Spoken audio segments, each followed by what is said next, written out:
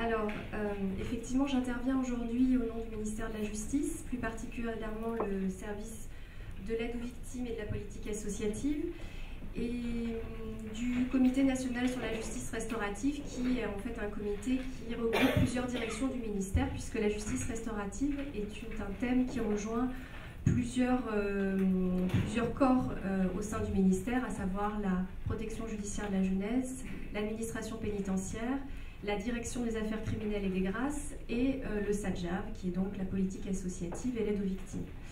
Alors moi, je ne vais pas forcément vous parler de la politique du ministère en la matière, mais plutôt du cadre réglementaire et légal, puisque vous savez qu'une circulaire a été diffusée en 2017, et mon rôle aujourd'hui, c'est de vous la rendre un petit peu plus claire. En tout cas, c'est l'objectif, puisque, pour commencer tout de suite, la justice restaurative, c'est un beau concept qui donne lieu à plusieurs pratiques et qui est difficile d'abord quand on ne connaît pas la matière. En tout cas, nous les juristes, c'est vrai qu'on a un petit peu des difficultés à se projeter dans cette nouvelle forme alternative de rencontre. Et il y a donc deux raisons qui expliquent la difficulté d'appréhension. C'est que tout d'abord, c'est un concept importé, Catalina Soulou vous l'a expliqué. Ça n'est pas apparu parce que nos justiciables nous en ont parlé et ont souhaité pouvoir se rencontrer en dehors du cadre judiciaire. Ça a été une volonté politique suite à des expériences et des pratiques qui se sont mises en œuvre dans d'autres pays. Donc dès lors que c'est importé, c'est intéressant, certes, mais encore faut-il pouvoir se l'acculturer, se l'approprier. L'autre difficulté de la justice restaurative, dans un cadre légal et réglementaire, c'est que ce sont des pratiques hétérogènes. Catalina, encore une fois, vous a un petit peu expliqué les choses. Nous avons 7 types de rencontres possibles. Nous avons des rencontres détenues victimes, des rencontres condamnées victimes, des médiations restauratives, des conférences restauratives, des cercles de soutien et de responsabilité, des cercles d'accompagnement et de ressources et des cercles restauratifs. Donc quand on fait cette liste à la Prévert, on se dit waouh, il y a beaucoup de choses et qu'est-ce que ça regroupe ? Eh bien, la difficulté, c'est que ça regroupe des mesures extrêmement différentes les unes des autres, parce que selon la mesure, on va mettre en relation des auteurs et des victimes. Parfois, c'est une victime, un auteur de la même infraction, puis parfois, ce sont des groupes qui se rencontrent de catégories d'infractions. C'est pas la même affaire judiciaire. Les cercles de soutien et de responsabilité, les cercles d'accompagnement et de ressources, il n'y a aucune victime. On a simplement un auteur et une communauté présente pour le soutenir. Donc, on voit que finalement, on se dit, mais alors la justice restaurative, qu'est-ce que c'est? Quelle est l'unité de ce concept? Donc c'est un petit peu difficile pour nous, ministères, qui sommes dans des choses très opérationnelles. Et donc, lorsque cette circulaire est apparue, il a fallu s'interroger de savoir comment on allait vous la présenter, puisque finalement, c'est les professionnels de terrain qui vont la mettre en œuvre. Alors, je dirais juste que face à ces 7 mesures, nous, on a une façon assez simple de penser au ministère, c'est qu'on va diviser ces 7 mesures en 3 catégories. Il y a les rencontres auteurs-victimes directes, c'est-à-dire concernées par la même affaire, des rencontres auteurs-victimes indirectes, concernées par une même catégorie d'infraction, mais pas par la même affaire, et vous avez les groupes de soutien. Dans le premier cas, vous avez donc la même affaire, donc effectivement, ça ne pose pas les mêmes problématiques en termes de procédure pénale et en termes de prise en charge. Il y a ensuite les rencontres auteurs-victimes indirectes qui sont des rencontres groupales. Donc effectivement, on peut effectivement s'interroger sur certaines difficultés, mais il n'y a pas cette problématique de la procédure au milieu puisqu'ils n'ont pas été liés par les mêmes faits. Et les groupes de soutien que nous mettons à part, puisque là, il n'y a même pas de victimes. Et donc s'il n'y a pas de victimes, d'une certaine façon, nous, ministères, on est moins inquiets pour les risques qui pourraient suivre de ce type de rencontre. Alors, il faut tout de suite comprendre que la justice restaurative, c'est tout à fait original par rapport à ce que nous connaissons déjà en procédure pénale. Et il faut tout de suite la dissocier de la médiation pénale, qui est une mesure judiciaire que vous connaissez peut-être pour certains d'entre vous, qui, elle, est très différente puisqu'elle est ordonnée à l'initiative du parquet et c'est une alternative aux poursuites. Mais contrairement à la justice restaurative, elle a vocation à déboucher sur une véritable décision sur l'action publique, ce qui n'est pas le cas de la justice restaurative, qui est totalement à part du système procédural. Il faut également dissocier les mesures de justice restaurative des rencontres avec objectifs transactionnels, puisque là, l'idée, ce n'est pas forcément d'aboutir à une finalité précise, en l'occurrence, nous, du point de vue judiciaire, à des dommages et intérêts, puisque c'est finalement la seule forme de réparation que nous connaissons aujourd'hui pour les majeurs dans le Code de procédure pénale. Et bien là, le but, ce n'est absolument pas de se mettre d'accord sur un enjeu financier, ça peut, personne ne l'exclut, mais ce n'est pas la finalité. Donc la justice restaurative donc, se dissocie de mesures que nous connaissons déjà. Alors concernant le cadre juridique, puisque nous fonctionnons évidemment sur des fondements, je dirais que le premier grand texte normatif qui est venu faire un appel à la France sur la justice restaurative, c'est la directive dite victime du 25 octobre 2012. C'est la première qui a posé comme pratique à généraliser au sein des pays européens la possibilité de mettre en place ces pratiques. Donc la France a dû commencer à s'interroger. Mais je dirais que la France, grâce aux associations, déjà s'était saisie de ces pratiques innovantes et avait déjà commencé des expérimentations. Avant même 2012, et je pense que France Victime pourra peut-être vous en dire un mot tout à l'heure. Et lorsque la conférence de consensus, dont vous avez peut-être entendu parler lors du mandat Taubira, lorsqu'elle était garde des Sceaux, qui est venue un peu reposer à plat la manière dont on pensait le pénal et les peines, et lorsqu'il y a eu donc des tables rondes autour de ces sujets, la justice restaurative est apparue comme étant des pratiques à valoriser au regard des expérimentations que les associations avaient menées en France et au regard de ce qui se passait à l'étranger, puisque Mme Christiane Taubira s'était notamment déplacée au Canada et avait pu voir ce qui pouvait se dérouler dans ce pays. Suite à la conférence de consensus, on a eu la loi du 15 août 2014 et c'est là que tout commence, en tout cas tout commence pour le ministère de la Justice, puisque vous avez l'article 10-1 du Code de procédure pénale. Alors, je vais le lire in extenso parce qu'en cet article, vous avez un peu toutes les bases, finalement, de ce que je vais vous expliquer dans un instant, sur comment on met en place, comment on encadre des mesures de justice restaurative qui, comme je viens de vous l'expliquer, de par leur diversité, font qu'il est un petit peu compliqué d'arriver à lui trouver un cadre unifié. Alors, à l'occasion de toute procédure pénale et à tous les stades de la procédure, y compris lors de l'exécution de la peine, la victime et l'auteur d'une infraction, sous réserve que les faits aient été reconnus, peuvent se voir proposer une mesure de justice restaurative. Constitue une mesure de justice restaurative toute mesure permettant à une victime ainsi qu'à l'auteur d'une infraction de participer activement à la résolution des difficultés résultant de l'infraction et notamment à la réparation des préjudices de toute nature résultant de sa commission. Cette mesure ne peut intervenir qu'après que la victime et l'auteur de l'infraction ont reçu une information complète à son sujet et ont consenti expressément à y participer. Elle est mise en œuvre par un tiers indépendant formé à cet effet, sous le contrôle de l'autorité judiciaire ou à la demande de celle-ci, de l'administration pénitentiaire.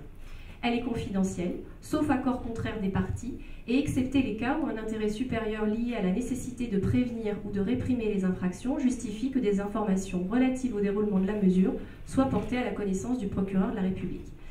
Alors voilà, tout y est, j'aurais presque besoin d'arrêter là et de vous souhaiter une bonne continuation de colloque, sauf qu'effectivement, en pratique, on est à 4 ans de cette loi, enfin 5 ans, et on ne sait toujours pas très bien, on a des retours nous expliquant que c'est pas si clair, c'est pas si simple. Donc on va aller un peu plus avant ensemble, mais je précise que c'était à ce point tellement peu clair que le ministère à ce moment-là a décidé d'éditer une circulaire. Donc une circulaire, vous savez, ça n'a pas de valeur normative en tant que telle, mais en tout cas c'est un guide pour nous, de façon à expliquer des dispositions légales qui peuvent être parfois un peu obscures.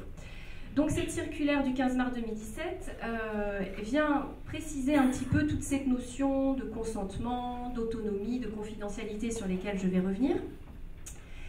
Et elle a donc créé, par ailleurs, le Comité national de justice restaurative, dont je vous ai parlé en introduction. Donc c'est un lieu, un espace, dans lequel les différentes directions du ministère de la Justice se retrouvent, chacune avec sa vision de la justice restaurative, parce que vous tous, vous devez le comprendre, on ne fait pas la même justice restaurative avec des majeurs qu'avec des mineurs, on ne fait pas la même justice restaurative en pré-sententiel ou en post-sententiel. On ne fait pas la même, encore une fois, si on est plutôt du côté auteur ou plutôt du côté victime. En tout cas, ça pose question. Et le ministère en est conscient, et c'est pour ça qu'on a décidé aussi de tous travailler ensemble de manière à venir aider sur le terrain les professionnels. Alors, je vais rentrer maintenant dans le vif du sujet. Je vais parler de termes assez juridiques, donc pour vous préciser un petit peu le champ d'application. Alors, qu'est-ce qu'on met dans de la justice restaurative? Dans la justice restaurative, Catalina Soulou vous l'a dit, toutes les infractions peuvent donner lieu à des mesures de justice restaurative.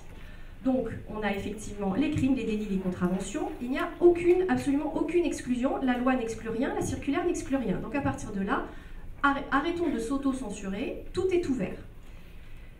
Cependant, il y a toujours un cependant, effectivement, certains types d'infractions vont donner lieu à un certain type de précaution. Et donc, nous, ministères, là où nous sommes assez attentifs, c'est surtout, et en plus en ce moment on en parle beaucoup, les violences intrafamiliales, donc les violences faites aux femmes, les violences faites aux enfants. Alors pourquoi est-ce qu'on est un petit peu vigilant sur ce type de mesures? Et encore, je vais être encore plus précise, on est vigilant sur ce type d'infraction qui touche la sphère intrafamiliale, mais surtout, c'est pour ça on repart sur ma grande catégorie de départ, lorsqu'on est sur des rencontres directes, dans la même affaire. Vous voyez? Et donc, dans ces cas-là, nous sommes assez vigilants. Pourquoi? Parce qu'on craint qu'il y ait un phénomène d'emprise et de victimisation secondaire suite au fait que nous sommes avec l'auteur et la victime d'une même catégorie d'infractions un peu spécifiques qui sont les violences intrafamiliales du fait de l'intimité et du risque d'emprise qui peut en découler. L'autre type d'infraction sur lequel, à ce jour, au sein du ministère, nous sommes un peu partagés, ce sont les faits de terrorisme. Même si aujourd'hui, on a pu vous expliquer qu'en matière pour les brigades rouges et pour l'ETA, c'est des dispositifs qui ont pu être mis en place. Aujourd'hui, il est vrai que l'administration pénitentiaire est assez réticente. Ce n'est pas une exclusion légale, je le répète. C'est juste que dans la mise en œuvre, et tout le monde peut l'entendre, c'est compliqué. C'est compliqué parce qu'on a affaire à des publics d'auteurs sensibles, avec une prise en charge qui aujourd'hui n'est pas encore complètement bordée. Et parce qu'il ne faut pas non plus se leurrer, les brigades rouges et l'ETA, le temps est passé. Aujourd'hui, on est encore en plein dedans, nous concernant, nous, en termes d'attentats terroristes. Donc il y a une sensibilité aussi émotionnelle au niveau de la société qui n'est peut-être pas encore prête à passer à ce type de mesures, dans ce type d'infraction. Pour autant, ce sont des précautions, ce sont des réflexions à avoir, et si demain vous vouliez faire des mesures de justice restaurative en matière de terrorisme, rien ne vous en empêche, mais comme le SPIP va devoir travailler avec la direction des affaires de l'administration pénitentiaire, il peut y avoir des réticences, et autant que vous le sachiez, mais encore une fois, je pense qu'il ne faut pas se l'exclure, légalement, rien ne l'empêche. Ensuite, concernant les stades procéduraux, alors encore une fois, l'ouverture est totale puisque ça peut se faire à tous les stades de la procédure, en pré-sententiel comme en post-sententiel, mais j'ai envie de dire en dehors de toute procédure. C'est-à-dire qu'on peut avoir des classements sans suite, on peut avoir des affaires prescrites, on peut avoir même ne jamais eu de procédure. Ça n'exclut pas la mise en œuvre de mesures de justice restaurative. Alors, il est évident que si vous, du point de vue du ministère, si vous décidez de mettre en place une mesure de justice restaurative en pré-sententiel, donc on est tous d'accord, hein, pré-sententiel, il n'y a pas eu encore de jugement, il n'y a pas eu de déclaration de culpabilité, ça pose plus de difficultés. Pourquoi? Parce que, surtout si vous avez une information judiciaire, alors même si on a un auteur et une victime identifiés, vous avez une information judiciaire pour des faits graves, type viol, type crime, il sera quand même bon que le magistrat instructeur, juge d'instruction ait connaissance de ce projet. Pourquoi? Parce que ça peut porter atteinte au bon déroulé de l'enquête. Le but, c'est quand même, nous, justice, que la vérité soit faite. C'est le but du pré-sententiel. Donc, je ne dis pas que c'est exclu, mais je dis qu'il va falloir quand même que là, on prenne des mesures supplémentaires, aller vers la justice, vers le magistrat instructeur et le parquet pour savoir où est-ce qu'on en est. Et si ça peut poser difficulté, parfois ça ne posera pas, hein, mais il y a des situations où on pourra vous dire, attendez, c'est sensible, là, nous, on ne veut aucun contact entre l'auteur et la victime parce que des informations pourraient s'échanger et ça pourrait porter atteinte au déroulement de l'enquête, donc on est plutôt réticent. Mais j'y reviendrai un petit peu plus tard. Alors, concernant les auteurs, les participants. Donc majeur, mineur, aucune difficulté. Tout est ouvert encore une fois. Simplement, la condition, c'est qu'ils reconnaissent les faits. Mais là, je mets un bémol, mais je ne vais pas m'étendre puisque nous avons une représentante de la PJJ qui va venir, de l'administration de la protection judiciaire de la jeunesse, qui va venir vous faire tout un déroulé autour de la justice des mineurs Donc je lui laisserai la parole sur ce sujet, parce qu'effectivement, la question de qu'est-ce qu'on reconnaît dans les faits peut donner lieu à plusieurs interprétations. Est-ce que c'est la culpabilité? Est-ce que c'est l'implication? Voilà, et tout ça doit être, concernant les mineurs, vu avec beaucoup de subtilité. Chez les majeurs, quand même, c'est assez clair, il faut qu'ils reconnaissent pleinement les faits et leur culpabilité. C'est quand même plus simple quand on travaille de cette façon. Alors, sur les victimes, eh bien c'est pareil. Pour une fois, le ministère de la Justice a un cadre quand même extrêmement large, puisque toutes les victimes au sens large peuvent demander à suivre une mesure de justice restaurative. Donc, pareil, majeur, mineur, il ne faut pas s'exclure les mineurs, alors avec les problématiques parentales que ça peut poser. Mais également, ça peut toucher les personnes qui sont directement impliquées, mais également les proches, voire le voisinage, voire la communauté dans son sens large. Vous voyez, ça donne quand même un pouvoir de création assez important. Alors, concernant les principes, je dirais qu'il y a 3 grands principes sur lesquels nous sommes très attentifs. Il faut une égalité entre les parties, une démarche volontaire, et c'est une mesure autonome et confidentielle. Donc, une égalité entre les parties, ça signifie quoi? Ça signifie que la mesure ne doit pas être conçue ou exercée pour défendre les intérêts de l'une ou l'autre des parties, c'est-à-dire que quel que soit votre ancrage professionnel de départ, que vous soyez SPIP, que vous soyez PJJ, que vous soyez associatif victime ou magistrat, bon les magistrats eux n'interviennent pas directement en tant que tiers médiateur, mais en tout cas à aucun moment vous devez vous laisser emporter par votre ancrage professionnel de départ. Autant l'auteur que la victime ont leur place et doivent être écoutés avec la même bienveillance et la même neutralité. Contrairement à tout ce qu'on fait dans la procédure pénale, on n'est pas là pour répartir les torts et pour dire que telle personne doit être jugée aussi. C'est ça qui est assez intéressant dans la justice restaurative. On n'est plus dans le jugement, on est dans l'acceptation et l'accueil. Et ça, c'est même pour nous, justice, c'est important que ce soit dit.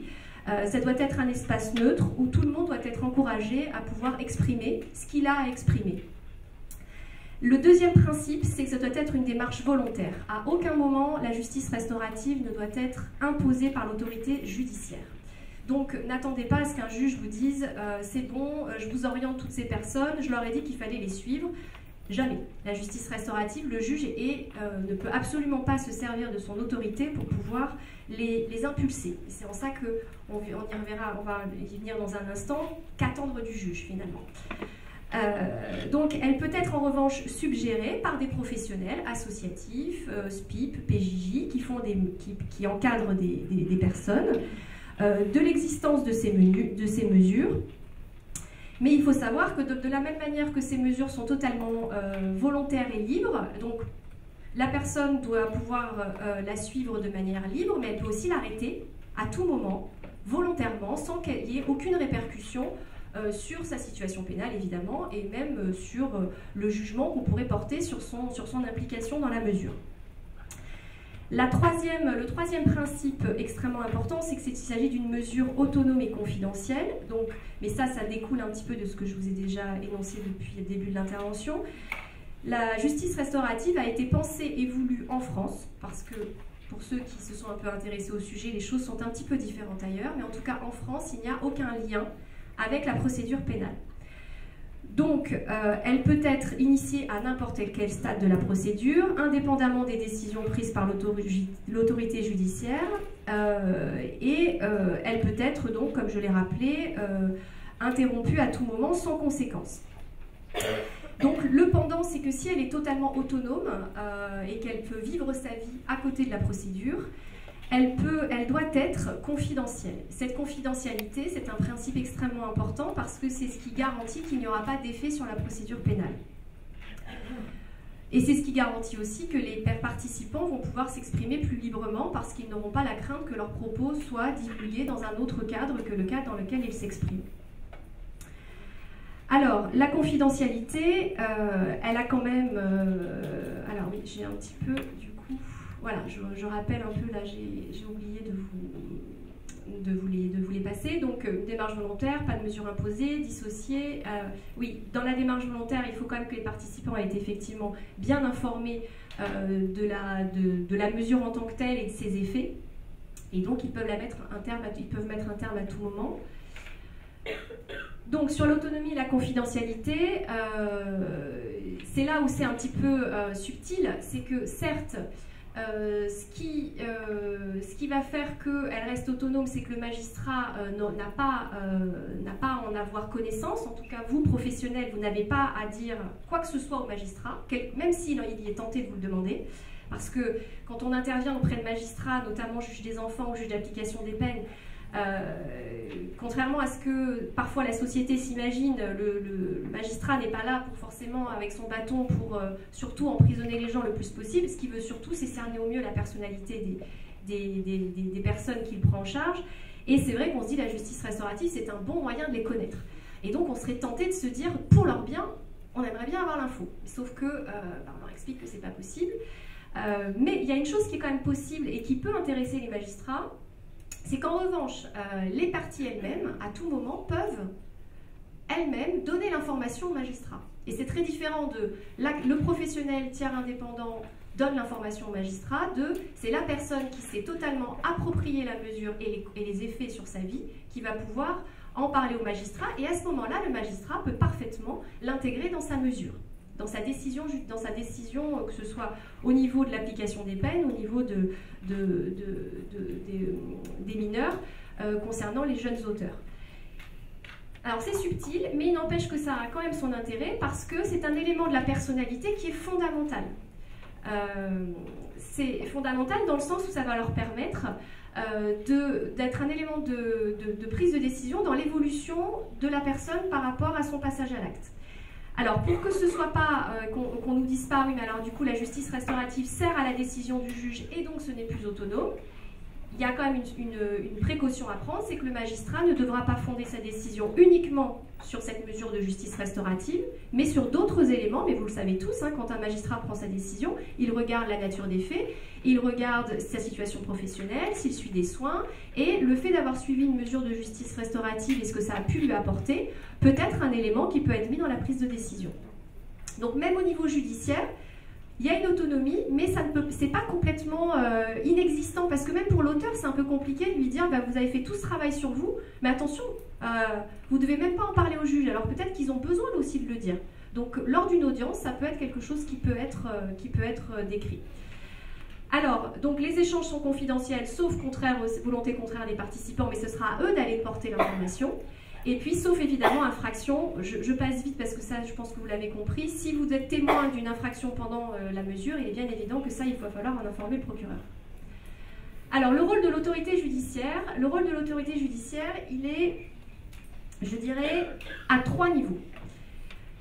Au niveau de la communication des éléments de procédure, tout d'abord, parce que vous êtes, vous, associatif, et puis, bah, concrètement, vous avez une victime qui vient vous voir, et puis elle vous dit, moi, je suis intéressée, je veux voir mon auteur, mais vous ne savez pas qui est l'auteur. Vous ne savez pas ses coordonnées. Et de la même façon, vous êtes PIP, vous n'avez pas forcément les coordonnées de la victime. Et donc, l'autorité judiciaire, elle se place là. Elle va être le liant informationnel entre les participants. Alors attention, hein, le magistrat ne va pas vous communiquer le dossier pénal, il ne va pas vous communiquer la vie de la victime, il va vous communiquer des identités, des coordonnées, un stade procédural très important, parce que parfois les gens qui viennent vous voir ne savent pas trop. S'ils sont en présententiel, ils ne savent pas trop si c'est une mesure, un sursis mis à l'épreuve ou autre, donc il est important de le savoir. Et surtout, il va vous indiquer s'il y a une éventuelle interdiction. Et c'est là où... Attention, le fameux contrôle du juge dont tout le monde a peur, eh bien il est là le contrôle du juge. Donc là j'en arrive donc au contrôle de la mesure. Le magistrat il va contrôler la justice restaurative à 2 niveaux. De manière abstraite, quand? Au moment où on monte le copil, au moment où on pense la mesure, il va juste s'assurer, quand vous allez discuter entre partenaires locaux, est-ce que, oui ou non, la mesure que nous nous apprêtons à mettre en place, elle respecte la circulaire de 2017? Est-ce que les gens sont formés? Est-ce qu'on va s'assurer du consentement? Est-ce qu'on a affaire à des personnes sérieuses? Je caricature, mais c'est un peu ça. Donc, dès le départ, au moment du montage du projet, le magistrat, il va opérer un contrôle à ce niveau-là. Et c'est pour ça qu'il est nécessaire que vous ayez des magistrats dans les copiles locaux pour qu'ils puissent exercer ce contrôle et puis pour qu'ils puissent également communiquer les éléments de procédure. Parce que si vous n'avez pas ça, vous ne pouvez pas travailler. Et l'autre contrôle, c'est le contrôle que j'ai qualifié donc concret pour chaque mesure. Et c'est là où tout le monde s'interroge. Qu'est-ce qu'il va faire le juge? On nous dit que c'est autonome et en même temps on nous dit que le magistrat va venir contrôler. Mais le magistrat, il ne va pas venir contrôler ce qu'il va se dire. Il ne va pas venir regarder si une mesure se passe bien. Il a déjà beaucoup de dossiers à traiter. Ce qu'il va faire, c'est que quand vous allez venir le voir et lui dire, voilà, monsieur machin et madame machin, ou peu importe, veulent se rencontrer, lui, il va vous dire très bien, ce dont je vais m'assurer, c'est qu'il n'y a pas d'interdit. Et quel est l'interdit le plus courant? C'est l'interdiction d'entrer en contact. Et ça, vous le trouvez à la fois en pré-sententiel lors des contrôles judiciaires, mais également en post-sententiel. Puisque dans tous les placements sous surveillance électronique, sursis, mise à l'épreuve, il y a parfois, surtout sur des infractions très spécifiques, des interdictions d'entrer en contact. Et c'est là que son contrôle va s'opérer. Et il va vous dire, attention, interdiction, nous aujourd'hui, justice, on ne vous permet pas de faire en sorte qu'ils se rencontrent. Il peut également y avoir des interdictions de séjour. Et donc, si vous avez décidé de mettre votre mesure à un certain endroit, cette interdiction de séjour peut, du coup, poser problème. Alors, est-ce que pour autant, une fois qu'on a dit ça, tout s'arrête et on se dit « Ah bah mince, il y a interdiction, tout s'arrête ». Pas du tout, parce que l'autorité judiciaire n'est pas aussi rigide que ce à quoi on peut s'attendre. On peut quand même leur dire « Voilà, nous on a dans le projet de faire cette mesure-là, monsieur, madame a évolué ». Comment on pourrait éventuellement demander au juge de lever partiellement, éventuellement, cette interdiction de manière à ce que la mesure puisse se tenir? C'est toujours une possibilité, d'où encore la nécessité d'avoir un bon contact avec les magistrats qui vont vous permettre de mener cette procédure. Je ne dis pas que derrière, le juge va vous suivre, mais en tout cas, ce n'est pas impossible. On peut lever les interdictions. L'autre, donc, et ça rejoint ce que je viens de vous dire, l'autre rôle très important des juges, c'est l'implantation locale des mesures. Mais je sais que c'est dur pour vous. Je sais qu'aujourd'hui, il n'y a pas de magistrats ici, il n'y a que des professionnels de terrain qui sont convaincus. Les magistrats ne sont pas là, et j'en suis désolée. C'est aussi notre responsabilité, nous, ministères, de faire en sorte que les choses changent un peu. On essaie, mais vous comprendrez bien que quand on dit aux collègues la justice restaurative c'est très bien, mais vous ne pouvez pas vous en saisir, eh bien le besoin de contrôle de l'administration judiciaire fait que c'est un petit peu dur de leur dire qu'en plus sur leur temps de travail, qui est déjà extrêmement chargé, parce que les juridictions sont quand même dans un état de manque de moyens très important, et on leur dit, eh bien en plus de tout ça, vous allez mettre en place des mesures de justice restaurative, y participer, mais attention, on ne veut pas vous y voir. Vous ne pouvez pas avoir les informations. Donc voilà, c'est un petit peu difficile. Je ne dis pas que c'est impossible, mais il faut attendre, il faut être patient, compréhensif. Mais en tout cas, le ministère est bien conscient de cette difficulté et va tenter, dans les moyens qui sont les nôtres, de bouger les lignes. Donc j'en terminerai par là, mais avant de juste une petite minute, parce que il se trouve que on vous a parlé d'un guide méthodologique, puisqu'il y a eu une circulaire, et là, le Comité national sur la justice restaurative doit éditer prochainement un guide méthodologique. On a pu entendre parmi les professionnels des personnes qui ont pu demander qu'éventuellement le ministère reprécise les définitions de la justice restaurative. Alors, je préfère être très claire aujourd'hui et je m'adresse vraiment au nom du ministère. Il n'y aura pas de nouvelles définitions et de nouveaux cadres légaux et réglementaires de la justice restaurative dans les prochains mois, voire quelques prochaines années. Je trouve que la circulaire, alors bon, j'ai pas participé à sa rédaction, donc je le dis avec d'autant plus de liberté, est très bien écrite. Elle pose un cadre qui est extrêmement précis et en même temps très ouvert. Et je pense que, on le sait tous, la justice restaurative a du mal à se développer aujourd'hui et l'enfermer dans des définitions un peu plus strictes, à mon avis, serait contre-productif parce qu'au contraire, il faut laisser plus de mou, plus de champ de manière à ce que les choses se développent. Donc, je vous le dis, il n'y aura pas de nouvelles circulaires plus étoffées ou plus détaillées sur la justice restaurative. En revanche, ce à quoi nous travaillons tous au ministère, c'est de vous offrir dans le courant 2020, j'espère au début, un guide méthodologique qui va en fait reprendre ce que je viens de vous indiquer, mais de manière pratique. Comment on monte un copilotage, qui on fait venir, qui peut être touché par les mesures de justice restaurative, sous forme de fiches qui va vous permettre d'avoir une vision commune à toutes les matières, mineures, pénitentiaires, DACG et associatifs, de façon à vous y retrouver un socle commun méthodologique qui, je le dis, va dépasser aussi un peu les querelles de chapelle des uns et des autres. Voilà. Donc j'en terminerai par là. Je vous souhaite une excellente journée pour la suite des interventions. Merci beaucoup.